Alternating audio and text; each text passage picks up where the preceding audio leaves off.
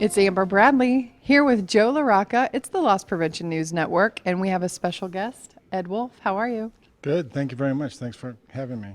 Good. All right, Joe. Amber and I were drawing straws about who would ask Ed the first question, and I won. So, Ed, WG is a global company. You've got representation around the world, especially in Europe. And I wanted to ask you a couple of questions. Retailers are headed that direction with global expansion. You've got issues with different labor laws and labor unions, and there's privacy restrictions and all sorts of differences from what we might experience here in the United States.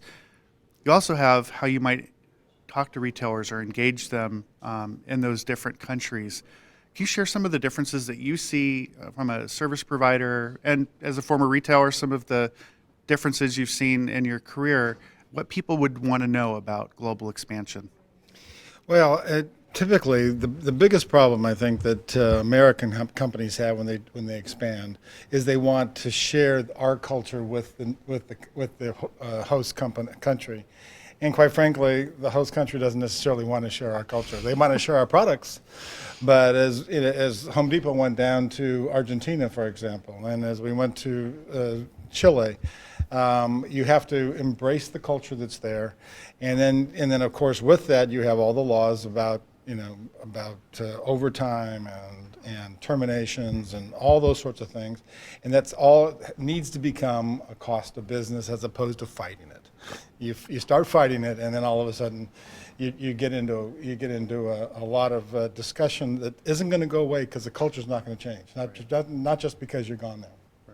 Makes total sense. So that's one of those where Americans going into the other country needs to learn more from the host country than trying to impart our culture.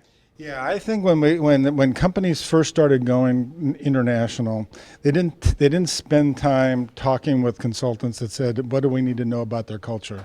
They've learned that big time, and I think they're doing that much more often now.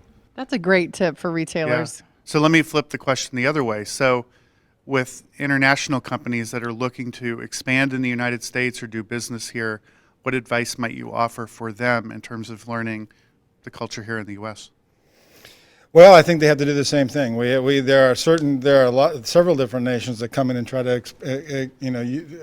take their culture and use and try to expand in with their culture in here. And I would say you do the exact same thing. You've got to accept our culture and the way we do business, and it'll be a lot less painful for you. That makes sense. So we're going to have a throwback. We're going to do a throwback question. Okay? Oh, wait. Can we do throwback? Watch this. So this microphone is so long. I could be like with my gray hair. I could be Bob Barker Bob from Barker. The Price is Right. Yeah, the price is wrong. The price is wrong. So we're gonna. It's always too high. We want better prices. Except at WG, then the price is They're just always right. great at WG. How about right? that? Less. Yeah, It's actually less. even It's actually 10 or less. 15. So it's not a showcase showdown. More with less. Yes. Yes. Okay. So Value is what it is. Value. Value. Yes. before we get into the increasingly suspicion this is a sales pitch, we're going to go with the throwback question to your retail days. Yes. Dun, dun, dun. Okay. So when you were a practitioner, what was your most favorite thing to do? Whether it was building your team or whether it was working with other departments or negotiating with vendors, now that you're on the solution provider side. So I'm stalling to give you a moment to think. Well, no, it's actually pretty simple. It's developing your staff. We spent a lot of time. I actually worked with an industrial psychologist for a number of years, and we did pre-employment screening of all of our executives, and we knew then what our raw material was, and we spent a lot of time on developing staff because that's where it is. Yes, and they actually had a session here at NRF Protect about your people are your best protection, and that probably goes to both cybersecurity-wise as well as loss prevention, and both the people on the front lines, customer service, and the rest of it. Yeah, you can buy all the best technology in the world. You can have the best merchandise in the world, but if the people that are selling it or using the technology aren't properly trained or aren't properly motivated, it doesn't make any difference. And we've seen in recent years, maybe the last 5 to 8 years, some strong continuing education development pieces in the loss prevention space, like the LPC, the LPQ from the Loss Prevention Foundation, as well as the CFI, the Certified Forensic Interviewer. What do you got, Joe? Yeah, well, I think those are all very good programs. Developing people are key. I think even developing the relationships and contacts outside of your organization. internally you're going to develop the business partners within the company, especially in areas like IT and operations and your law department, human resources. But I think in the environment we're going into now, we need to figure out how do we share information with other retailers, our law enforcement partners, our mall security partners. It's about building the relationship so you have some go-to people that can provide you information, real objectively, in fact, that can help you run your business better and develop the people inside.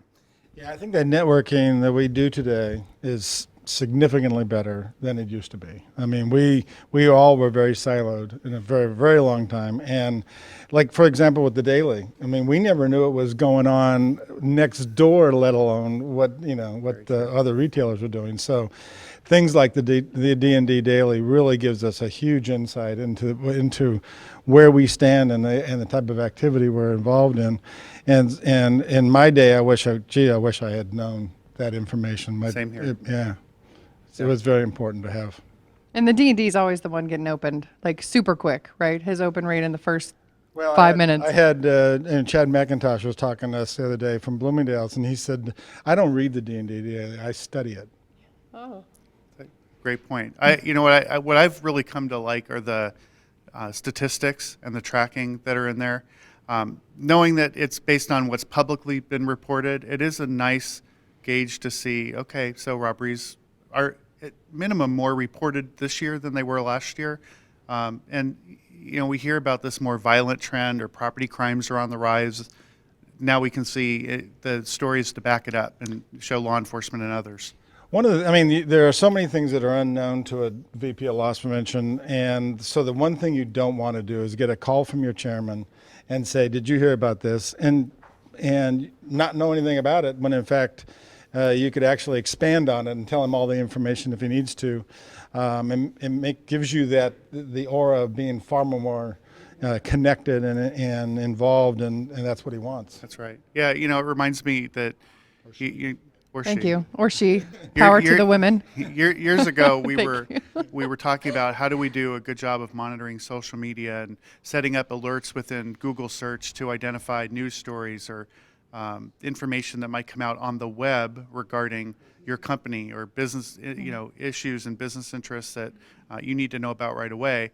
Of course, now we have Facebook and Instagram and others with Twitter taking the lead, and it's easy enough to set up the searches and monitor it and get the information, raw information in real time, and it's almost information overload. Would you agree with that?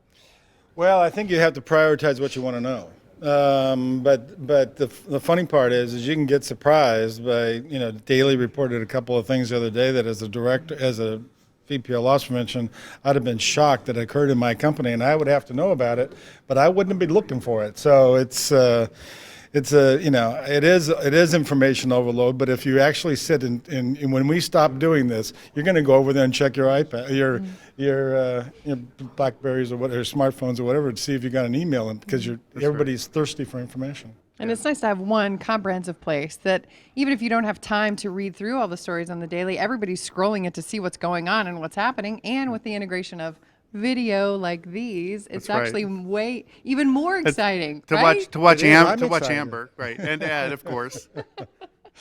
Talk about movie stars and the other thing that if I were a person in retail looking for what's going on around the industry, I always find it fascinating to look at who's been promoted and what their new titles are and who's moving around the industry. And people that you meet at trade shows or different work meetings, etc., now go into leadership positions, and you have an ally or a friend at a company that you might need to share or obtain information from, and it's always helpful. Yeah, especially even as a solution provider, I'm sure you find, looking at the Daily to understand where are people going, who's been promoted, where the congrats bouquet needs to go to, right? Well, no, it's actually, when you talk about developing your people and having been in the business so long, you start to see the people that work for you being promoted. It's quite encouraging.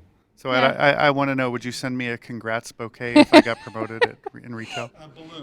Balloons. Yeah, look, let me give a tip here. Chocolate. Okay? So this is the marketing tip, okay? Don't send flowers because they die, but if you get in good with it, right? And solution providers, we know, send a cookie bouquet. you ever had a cookie bouquet? They're Yes, incredible. I have. I love them. Joe likes his Actually, cookie. Send me the cookie bouquet. I think there's a little bit of a personal opinion in there because a lot of people like flowers, a lot of people like plants. Cookie bouquet? Yeah, because then they can share it with the office. They take it home to their kids. I Yeah. mean, come on. So before we started With the taping, office. so before we started taping today, I sent out a Twitter message. Hopefully, some of you received this, and I said, "We're taping today. wants Here's where we cookies. are, and please bring bottles of Diet Coke and Snackwell cookies." Snack well. But now, if you're watching this and you're back in your office, I really want an Apple Watch. Yeah. Oh, so Joe is soliciting personal gifts on LPNN. I don't know what's happening. Sure, I can be involved in this. That's about to This dip out. conversation never happened. We're gonna need to get Mike to bleep out all of it. Here we go again. It's another bleeper. That's been the hashtag joke this time. Yeah. Yeah. We don't have a 3-second delay really at all. Yeah, But no. we're not scared of that. I'm not. No. Are you, No. Joe? Yeah. You're the one doing all the bleeping. He's been the one needing all the I've bleeping. needed I don't know. all the bleeping. And normally it's me because No, I don't have the, the old cuss like a sailor thing. I think it was pretty much I'm usually so after me. I mean, Really? no. I've been watching. I'm not She's- sure. Well, I've been on I my don't know best what- I don't know what behavior. she's been watching. Look. I've been watching. We're on our best behavior, so we're going to send it back to Gus. Thanks so much for watching.